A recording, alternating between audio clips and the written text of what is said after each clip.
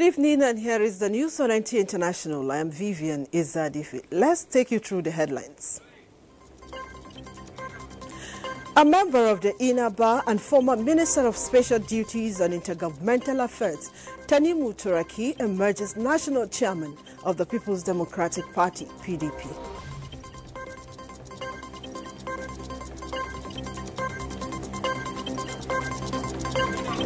Department of State Services arrests suspected major arms suppliers, Musa Abubakar, linked to Plateau and Northern attacks. Plus, United Nations reminds people globally on need for mutual respect as it celebrates International Day for Tolerance.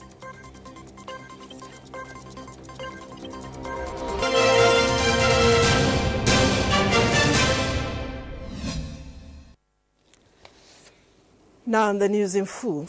President Bola Ahmed Tinubu has dispatched a senior aide to Plateau State as part of effort to restore calm and promote harmony amid recurring communal tensions.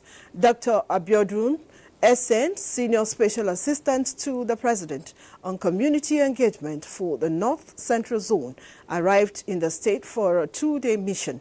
Her itinerary included engagements with Christian leaders, Fulani community representatives, and a town hall meeting in Jos attended by delegates from various local government areas, traditional rulers, women, and youth leaders.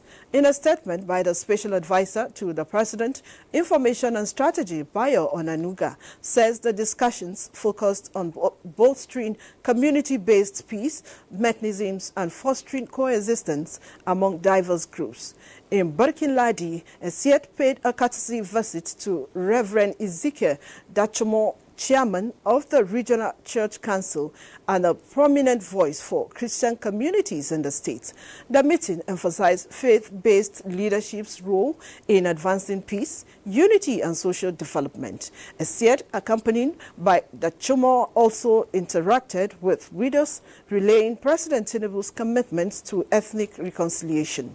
The emissary further held talks with Fulani leaders in Barkin-Ladi to encourage dialogue between pastoralists and farmers, underscoring the federal government's dedication to inclusive stakeholder engagement.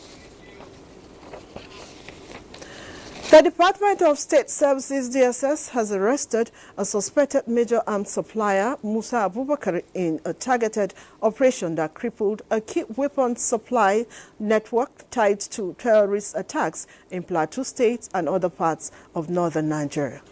According to a DSS statement, Abubakar was intercepted on November 12, 2025, after weeks of surveillance and a coordinated raid on his arms manufacturing workshop in the Mr. Ali area of Basa, local government area of Plateau State.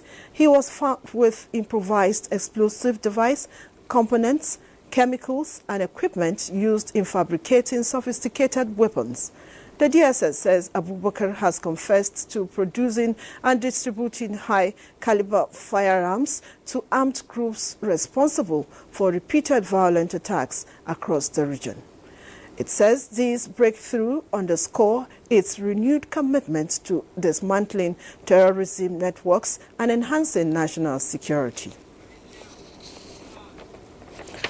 The former Minister of Special Duties and Intergovernmental Affairs, Tanimu Turaki, SAN, has emerged as the national chairman of the People's Democratic Party. This followed the stepping down of his opponent, Senator Yakubu Lado. Grace Anyaleke reports that the national chairman has called on party members to bury the hatchet and join hands for the overall success of the party.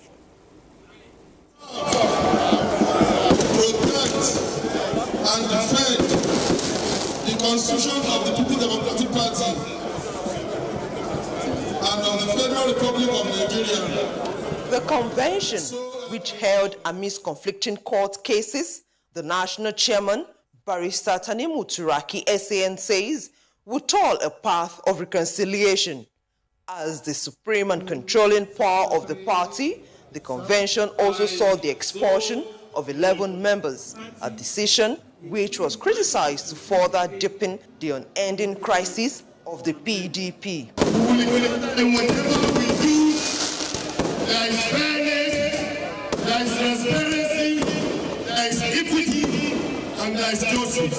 Very soon, we shall be rolling out what our guiding principles will be and models of practice for church is saying. Determined to bring back aggrieved members into the party, the National Working Committee reiterates its commitment to building a democratic party for future contests. If we do not have a vibrant opposition, then you would not have, you just have elections that will become electoral or authoritarianism, where you have elections, but those elections do not help with democratic consolidation. The legal tussles that have preceded this convention actually will develop the jurisprudence of election matters. The sad part is that it may attempt to bring the court into contempt in the eye of the ordinary Nigerian. The convention ended with a motion stating that the elective National Convention is within the scope of the internal affairs of the party, to which the courts have no jurisdiction. In Ibadan, Grace Ayoleke, NTA News. November 16 every year is celebrated as International Day for Tolerance. The day's message is a reminder on the people of the earth that tolerance is more than just passively accepting others, but also requires action, which calls for building societies based on respect for human rights and for investing in people through education, inclusion, and opportunities. Austin Aebe reports. The United Nations founded the day in 1996. Tolerance is respect, acceptance, and appreciation of the rich diversity of the world's cultures, forms of expression, and ways of being human. The theme for the International Day of Tolerance 2025 therefore focuses on promoting respect, acceptance, and understanding of diversity to combat intolerance. The 2025 theme emphasized building alliances and movements to foster social cohesion and mutual understanding in the face of division and conflict. It is to also highlight the importance of tolerance as the bedrock of a functioning society, especially in a globalized world where diverse communities interact. The goal is to raise public awareness of the dangers of intolerance and to renew commitment to tolerance promotion and education. Peace expert says this International Day for Tolerance calls for a pledge to mobilize against intolerance and for the most vulnerable communities and for all humanity to work together to promote tolerance. The International Day of Tolerance was set aside so that we always remind each other that we always have differences, whether in belief, in culture, in even perception. But how do we manage it? We celebrate it, we appreciate it, we give listening, we give respect, we give attention, we give value to that aspect you are bringing that I do not share or I do not know. You also give respect to that version or that angle I'm coming that you do not know or you do not share. When people start doing that, then the world will be a better place for us to live. I've always had this example that even in the home, we go into marriages, we cannot be of the same view with my wife. There are things we don't agree.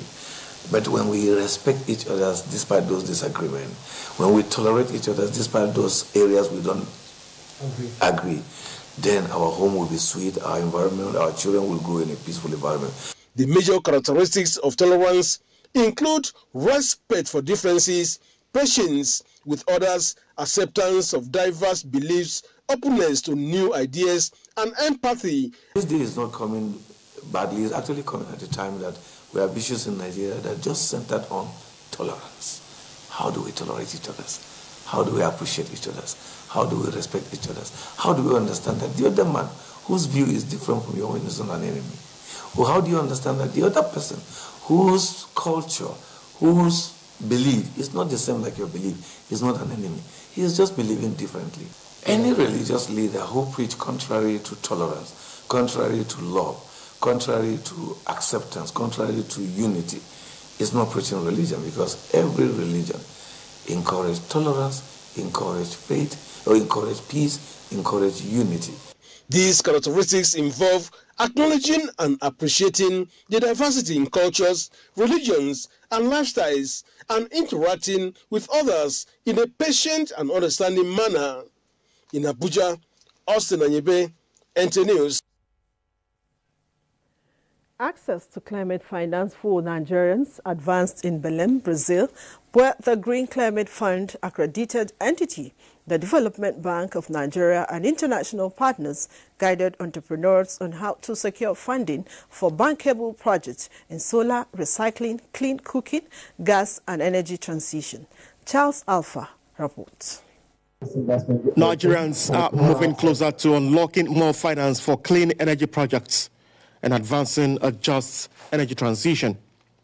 What is happening here is a practical demonstration of how these funds can be accessed to support real climate solutions. Following its accreditation by the Green Climate Fund, the world's largest climate finance provider for developing countries, the Development Bank of Nigeria has become a direct access entity. This status now allows the Development Bank of Nigeria to draw down up to $250 million, enabling it to channel financing into Nigeria's manufacturing and green sectors. So what we've done here is to actually speak about what we've done so far since our accreditation, and also what everybody needs to take away in terms of coming up with the projects that we can fund. So we need to understand the framework around which we can fund those projects and how we can partner together to fund those projects in Nigeria. Could be at a side event at the Nigerian Pavilion in Brazil, stakeholders explored the opportunities this creates for the country. The Senior Special Assistant to the President on Climate Change, the Development Bank of Nigeria, and global partners outlined how entrepreneurs can secure funding for climate mitigation projects, including solar, recycling, clean cooking, gas, and other green initiatives. And the next important thing, and please listen to me, it's very important, is the preparation of the project. Because you have a great idea that will change, or resolve one or two environmental issues in Nigeria, does not mean the project is fund ready. So the project itself must be fund ready. So things like, what's the climate rationale? What's the mechanics and the modeling of the project in terms of the economics? Is it financially sustainable? What's the social impact? There are a lot of things that we need to put together. What's the theory of change on the project? So it's important to put together that documentation that can sell itself, and that takes work. So one of the things we've tried to do is to secure the competence in-house, as well as also the funding required to prepare those projects, such that when we take it to the funders like GCF, it will scale. The Development Bank of Nigeria, since its accreditation a few years ago, has aligned its strategy with its regulator, the National Council on Climate Change, Nigeria's nationally determined contributions, and the National Transition Plans. It has also established a dedicated DEX for its Green Climate Fund program to fast-track qualifying transactions while mobilizing partner banks to co-fund climate-friendly projects. In Belém, Brazil, Charles Alpha, NTA News. Meanwhile, every COP presents opportunities not just for world leaders to negotiate tests, but also for climate-vulnerable countries to assess the action that must be taken. In Belém, subnational governments, civil society organizations, and Nigerian lawmakers discussed opportunities, priority areas, and ongoing efforts to tackle climate challenges, especially as they affect women and agriculture. Again, Charles Alpha tells us more. Northern Nigeria, land degradation and the advancing Sahara deserts are posing threats on communities, while pollution, floods, erosion, and crop losses have continued to undermine livelihoods. But here at COP30 in the Amazonian city of Belém in Brazil, subnational governments, lawmakers, and civil society organizations are not just taking steps to see how they address the issues of climate change. They are learning new ways of dealing with the challenges. We have been battling, fighting with desert encroachment, desertification in our state. We are here for this COP30 to see that we had a very robust collaboration with various stakeholders in the climate change sector to ensure that we transmit them in our state. COP30 should be a COP of action. So the expectation from all of us at the end of this COP is to ensure that we have an actionable work plan that will be for the global reduction in climate challenges. It is time for action. No more of the boardroom noise anymore. COA started the Green Border Sustainability Initiative just in October, and this is to go to our border areas to enlighten our women and youths and also provide them with green skills. So COA is here today at COP30 to promote environmental resilience through large-scale tree planting. We're looking at partnering with the global world. Not only in Africa. And Nigeria is coming from a very strong position of using the Climate Change Act to be able to operate. And then with the presidential authority, I am very confident that we'll be able to consolidate our position such that we will not be exploited. We already know that COP30 has been branded as Implementation COP. And for some, it is a COP of truth.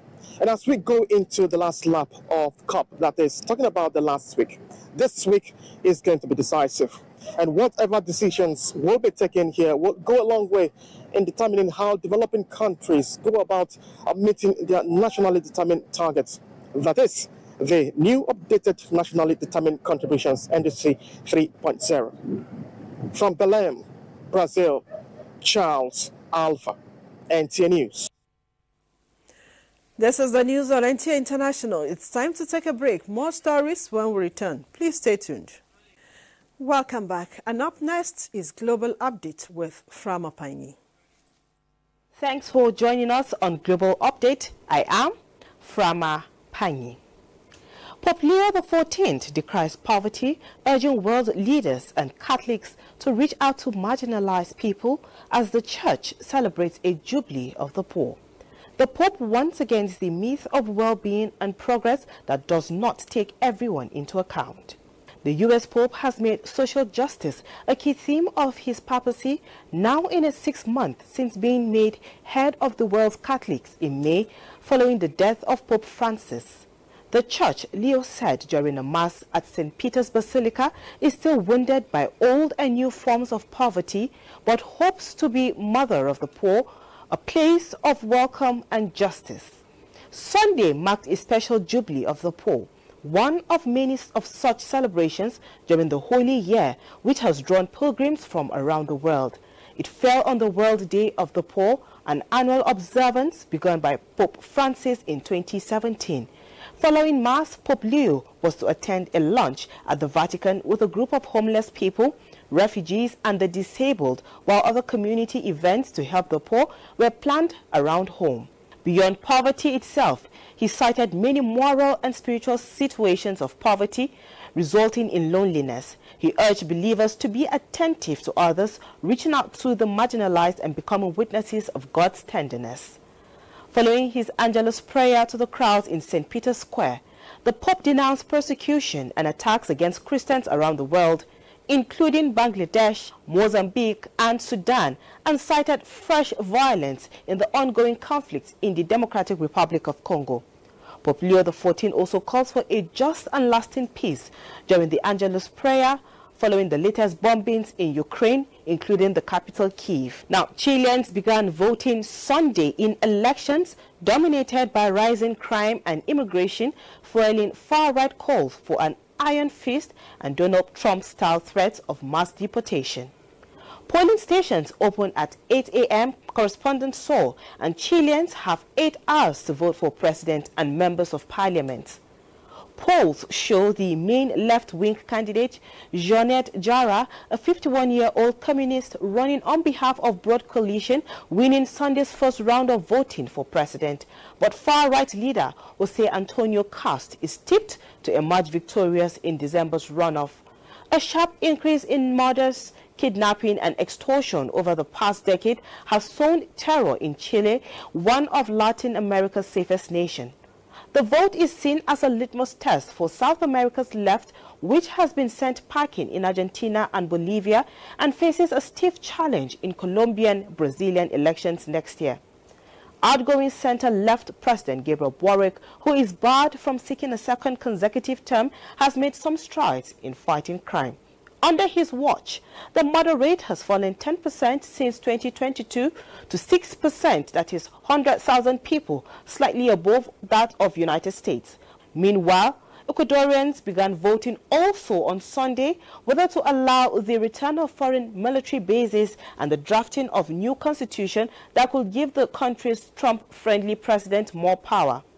May this day reaffirm that democracy is exercised, honored and defended by voting, said Diana Atamayant, the president of the National Electoral Council, as she declared voting open. Now, nearly 40 million Ecuadorians will be able to vote on 4 questions that will decide how the country tackles rampant drug violence and addresses economic reforms. And that's our package on Global Update. Thanks for your time. And back home, the federal government will create a special database for farmers, which will include the size and location of their farms to enable the identification and traceability of their produce. Minister of Agriculture and Food Security, Abubakar Kyari, who made this announcement in Maiduguri, Borno State, stated that the initiative will be implemented in partnership with the National Identity Management Commission. Musa Baba Aliu reports. This is Hajia Marianguni from Maiduguri, Borno State. She is not only physically challenged, but also elderly, about 70 years old, and a widow. Despite her condition, she is a farmer who cultivates approximately 20 hectares annually. I have limitations on what I can do on my farm because of my condition, but I engage youth to assist me, she says. Here, she and other farmers groups are being provided with farming tools by the federal government through the Federal Ministry of Agriculture and Food Security. Minister of Agriculture and Food Security Abubakar Kyari says the intervention is part of the renewed hope agenda to boost agricultural productivity by supporting smallholder farmers. To us, it's pride that we are helping the state government in trying to uplift the livelihood of especially the resilient farmers that have gone through a lot within the past 14 years. And we just pray that they will take advantage of this gesture given extended to them by the federal government, by the President Bola Ahmed Tinubu, into good use. Every individual that has received will have his name, his NIN number, phone number, and mainly for traceability and the location, geolocation of his farm. For Hajia Mariam, she said the items provided, especially the solar-powered pumping machine, will reduce the cost of production. From Maiduguri, Musa Baba Aliyu, NTA News. Accredited Election Observer Group Kimpact Development Initiative has commended the bimodal voter accreditation system for functioning effectively in more than 96% of polling units and noted that accreditation was completed in under the 2 minutes in most cases. This was contained in the Observer Group's final report on the November 8, 2025 off-cycle governorship election in Anambra State. Timothy Yusuf reports. The Accredited Election Observer Group Kimpact Development Initiative deployed 370 trained observers across the 326 wards in Anambra State.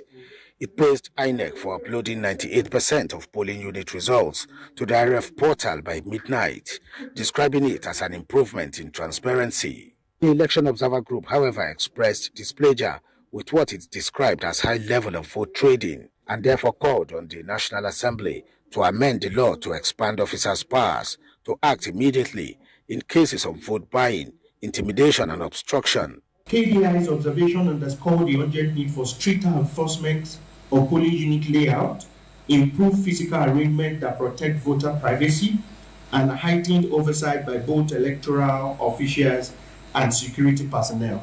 KDI emphasized that the inconsistencies identified are minute in scale and insufficient to alter the overall outcome of the election. Beyond vote trading, the group said it documented 35 incidents of election-related violence, including voter intimidation, clashes, ballot box snatching, and the alleged killing of a councillor in Orumba South by suspected gunmen.